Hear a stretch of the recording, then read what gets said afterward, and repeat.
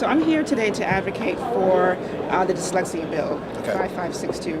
And I'm here especially to advocate for training and professional development for all teachers and administrators Okay. in the public school system. Okay. Because dyslexia, about 20% of the population has dyslexia.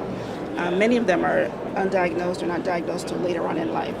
So if we can diagnose children earlier, at least before the 4th grade, we can make a serious intervention in their lives and make their quality of life much better.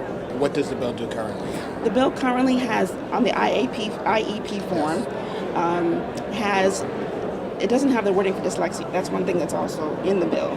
So the proposal is to add the word dyslexia to the IEP form, which is great. But in addition to supporting that, we're asking to add training and professional development for teachers and administrators so they can recognize what dyslexia is and so they can check the box. Okay. But if they don't know what it is and they don't know who has it, they're not going to check the box. Okay. Well, that issue is important to me, and I'm assuming this bill is before the Education Committee. Have you testified on it? Not yet. You're going to testify today? Mm-hmm. Okay, good. It sounds like a proposal we should put in place. I'm concerned about people with dyslexia as well. Concerned about people with all kinds of learning disorders. I used to be on the Education Committee until recently when I became a senator.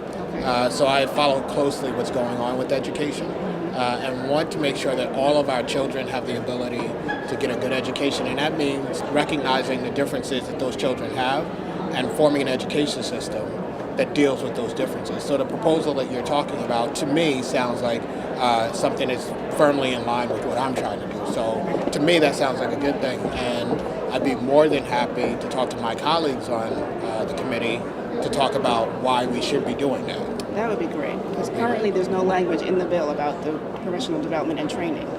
It's just about naming dyslexia on the form. So we're trying to advocate for them to add that. So if you support that, that would be really great. Really No, helpful. I do. I mean, I think it's important. I think part of the problem we have with education is we thought about children as one thing. And treated them as one thing. Children come to school with all kinds of differences. I actually went to school with a hearing disorder.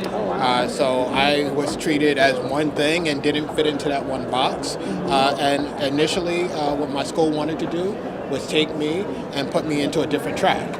I was fortunate to have a mother who intervened, and so I didn't have that happen. But I understand fully what happens when you treat all children the same. So I'm very much in support of that type of legislation.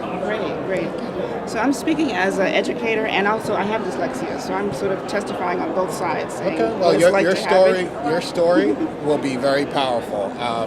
Oftentimes we'll have people who come who are involved in an area, but they don't have a personal story. The fact that you have a personal story, I think, gets people to listen a little differently. So I don't know how your testimony is constructed, but one of the things I would say to you is think about how you actually tell your own story. Okay. Because the experiences you had because you have dyslexia, the things that weren't in place for you, and how you can speak to that is different than I can. You have a different level of authority, and that's important. Okay. Thank you. I like All right. that. It's very nice to meet you, Karima. Thank you. Nice to meet you too. Thank you.